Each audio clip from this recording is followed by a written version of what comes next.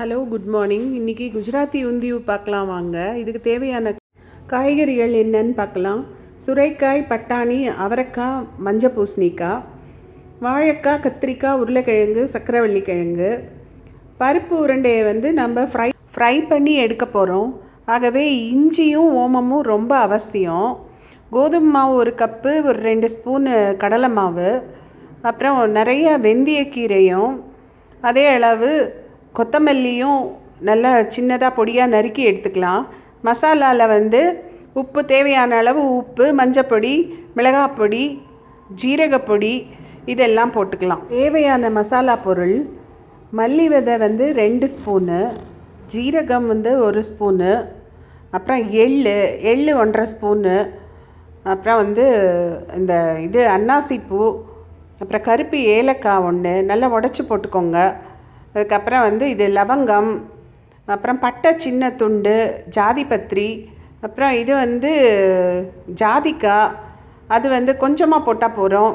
அப்புறம் பிரிஞ்சி இலை, தேங்காய், கருவேப்பிலை, நிலக்கடலை, அப்புறம் மிளகா வத்தல், ஓமம் கொஞ்சம் போட்டுக்கோங்க, அது நல்லது. அரைக்கிறதுக்கு முன்னாடி மஞ்சப்பொடி, மிளகாப்பொடி, பெருங்காயத்தையும் சேர்த்துக்கலாம். காய்கறிகளெல்லாம் கொஞ்சம் ப்ரீ குக் பண்ணி வச்சுக்கலாம். முன்னாலேயே ஒரு 3/4 வேக்காடு பண்ணி எடுத்து வச்சுக்கலாங்க.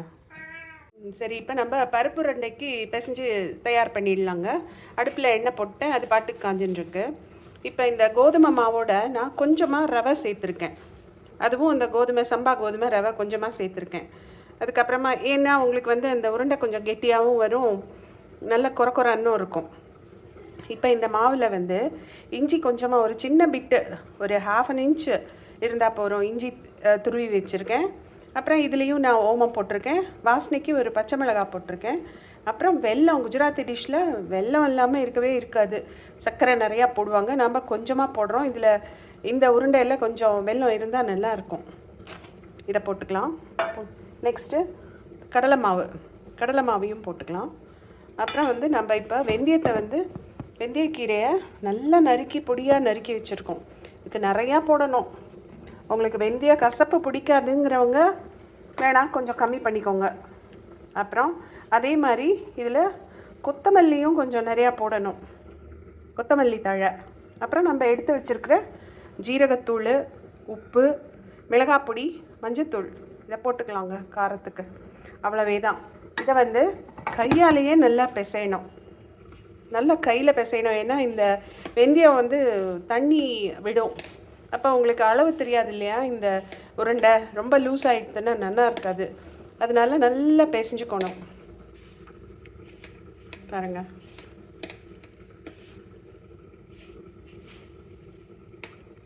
இதில் அதிகமாக தண்ணி விடலை. இப்போ எண்ணெய் காஞ்சாச்சு, நல்லாவே காஞ்சிடுது பாருங்க. எண்ணெய் காஞ்ச உடனே அதுலேருந்து ஒரு 2 டீஸ்பூன் அளவு இதில் விட்டுடுறோம். இப்போ கொஞ்சமாக தண்ணி விட்டுக்கோங்க, கொஞ்சமாக தண்ணி விட்டு பிசைஞ்சிக்கலாம்.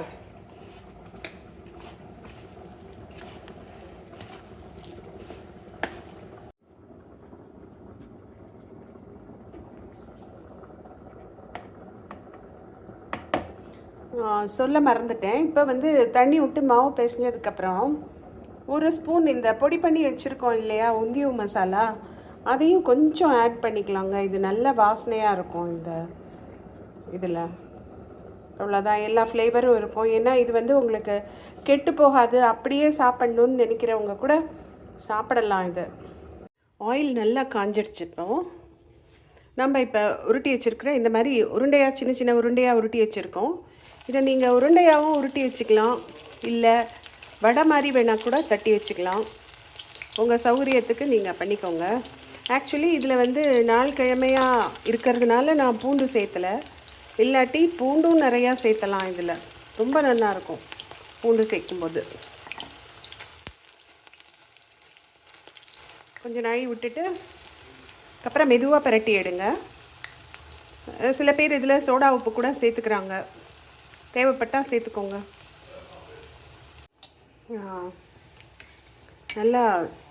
நல்லாவே செவந்து நல்லா வெந்து வந்திருக்கு. எடுத்துடலாம் இதை.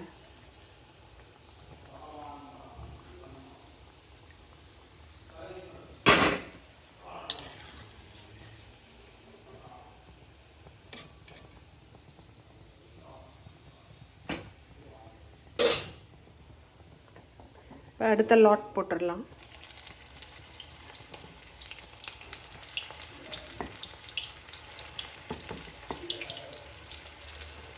அது வாசனை அப்படி கும்முன்னு தூக்கும். ஏன்னா இந்த வெந்தய கீரை இருக்குது பாருங்கள், அதோட கூட சேர்த்து அந்த மசாலா அரைச்சோமே, அந்த உந்தியூ மசாலா பவுடர், அது போட்டதுனால அவ்வளோ ஃப்ளேவர்ஸ் இதில். இப்போ ஃபைனலாக எப்படி நம்ம உந்தியூ பண்ணலாம், இந்த காய்கறிகள் மசாலா எல்லாத்தையும் எப்படி சேர்க்கலாங்கிறத பார்க்கலாம் வாங்க. இப்போ இந்த வடை பொரிச்ச ஆயில் இருக்குல்ல, இதை மட்டும் நீங்கள் தூக்கி கொட்டிடாதீங்க. இது அவ்வளோ ஃப்ளேவர்ஃபுல்லாக இருக்கும். நீங்கள் இதை வச்சுட்டீங்கன்னா டெய்லி காய்கறி நீங்கள் கறி வதக்குவீங்க இல்லையா, அதில் கூட யூஸ் பண்ணிக்கலாம். அவ்வளோ நல்லா இருக்கும் அது. இப்போ இந்த ஆயிலிருந்து எடுத்து இன்னொரு கடாயில் நம்ம ஒரு 2 டீஸ்பூன் ஊற்றுறோம் நம்ம. அப்புறம் இந்த மசாலாலாம் வச்சுருக்கோம் பாருங்கள், ட்ரை மசாலா அரைச்சி வச்சுருக்கோம். இதோட இந்த நறுக்கி வச்சுருக்கிற கொத்தமல்லியை போட்டு நல்லா மிக்ஸ் பண்ணி விட்டுக்கோங்க. இது வந்து நம்ம எல்லாத்தையுமே ஆட் பண்ண போகிறோம். இந்த திக்னஸ் கொடுக்குறதே இந்த மசாலா தான் உங்களுக்கு. திக்னஸ் அண்ட் ஃப்ளேவர், வேறு எதுவுமே வேண்டாம் இதுக்கு. நம்ம புளிப்பு எதுவும் நம்ம ஆட் பண்ணல. சில பேர் இதில் வந்து இந்த மாங்காய் பொடி இருக்கு இல்லையா, ஆம்ச்சூர் பவுடர், அதே இந்த பொடியோடு சேர்த்துப்பாங்க. ஒரு சிலர் வந்து இஞ்சி பச்சை மிளகாய் தனியாக போடுவாங்க. சில பேர் சுக்கு பொடியை இதோடையே சேர்த்துருவாங்க. நம்ம வந்து இஞ்சி வந்து இன்றைக்கி அந்த உருண்டையில் போட்டிருக்கிறதுனால நான் இதில் ஆட் பண்ணல. இஞ்சி புளிப்புக்கு எதுவும் இல்லைங்கிறதுனால நம்ம தக்காளி பழம் ஆட் பண்ணிக்கலாங்க. இதில் வந்து நம்ம மறுபடியும் கொஞ்சம் இது தாளிக்கிறதுக்கு கடுகெல்லாம் கூடாது. இந்த மாதிரி வெறும் ஓமம் தான். ஏன்னா கிழங்கெல்லாம் நிறையா போடுறதுனால அது ஜீரணமாகணுங்கிறதுக்காக நம்ம ஓமம் சேர்த்திக்கலாம். ப்ளஸ் இந்த ஓமம் ஃப்ளேவரும் ரொம்ப நல்லாயிருக்கும் இதில். அப்புறம் இந்த நறுக்கி வச்சுருக்கிற தக்காளியை போட்டுக்கிறோம்.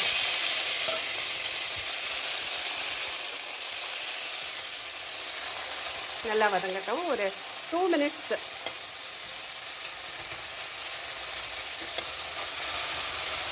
ஜஸ்ட் ஒரு 2 மினிட்ஸ் வச்சுருந்தா போகிறோம்.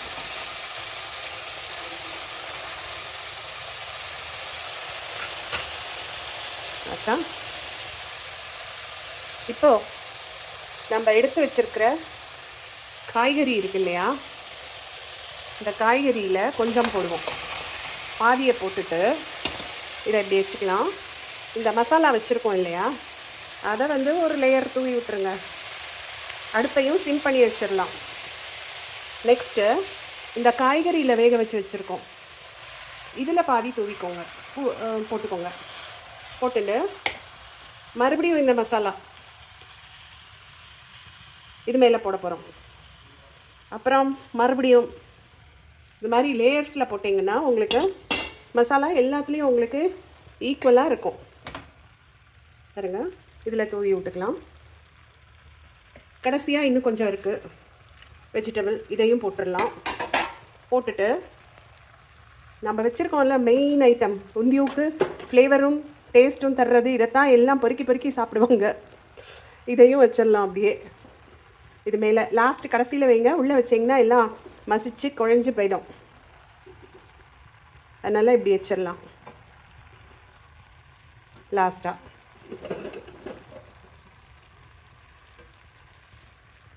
இப்போ கடைசியாக எல்லாத்தையும் இருக்கிற மசாலா எல்லாத்தையும் அப்படி போட்டுருங்க. இது மேலே போட்டுட்டு இதை அப்படியே மூடி வச்சிடலாம் ஒரு 2-3 மினிட்ஸ்க்கு. மூடி வச்சிடலாம். பாருங்கள், நல்லா அந்த சைடில் விட்ட தண்ணி எல்லாம் இப்போ உள்ளே வந்தாச்சு. சென்டருக்கு வந்து அடியிலையும் உங்களுக்கு கண்டிப்பாக அடி பிடிச்சிருக்காது பாருங்கள்.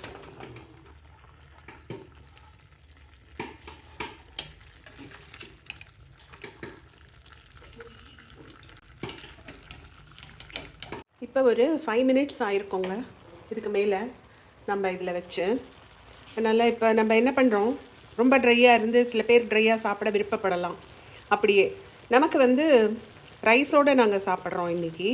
அதனால் வேக வச்ச தண்ணி இருக்கு இல்லையா, காய்கறி வேக வச்ச தண்ணியை நல்லா இந்த ஓரமாக விடுங்க. சென்டரில், காய்கறியோட சென்டரில் விடாமல் ஓரமாக விடுங்க.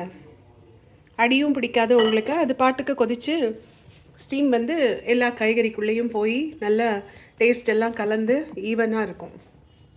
இப்போ பாருங்கள், எல்லாம் சைடில் தான் நம்ம ஊற்றிருக்கோம். மூடி வச்சிடலாம் இன்னும் கொஞ்சம் நாழி. அவ்வளோதாங்க. இன்னும் கொஞ்சம் நாழி கொதிக்க விட்டு இந்த தண்ணி எல்லாம் வத்துறதுக்கு நீங்கள் வேணும்னா பண்ணிக்கலாம், ஒன்றும் ப்ராப்ளம் இல்லை. இல்லை அப்படியே எங்களுக்கு நீர்க்க வேணுங்கிறவங்க இப்படியே சாப்பிட்லாம். பொதுவாக நம்ம இன்றைக்கி திருவாதிரை வேறையாச்சா, அதனால் திருவாதிரைக்கு களி பண்ணுவோம். அதுக்கு 7 காய் போட்டு நம்ம ஒரு கூட்டு பண்ணுவோம், தாளகம்னு பேர். நான் இன்றைக்கி அதுக்கு பதிலாக உந்தியூ பண்ணியிருக்கேன். ஓகே, எல்லாம் சாப்பிட்டு என்ஜாய் பண்ணுங்கள். ஹாப்பி திருவாதிரை, ஹாப்பி போகி அண்ட் ஹாப்பி பொங்கல் டூ. இது பாருங்கள், எல்லாம் நல்லா வெந்து வந்திருக்கு. எதுவும் இங்கே பாருங்கள், இந்த உருண்டையெல்லாம் தனித்தனியாக தெரியறது. இன்றைக்கி பண்ணின திருவாதிரை களி நான் பச்சரிசியில் பண்ணலை, அதுக்கு பதில் வந்து வரகரிசி ரவையில் பண்ணியிருக்கேன். பாருங்கள்.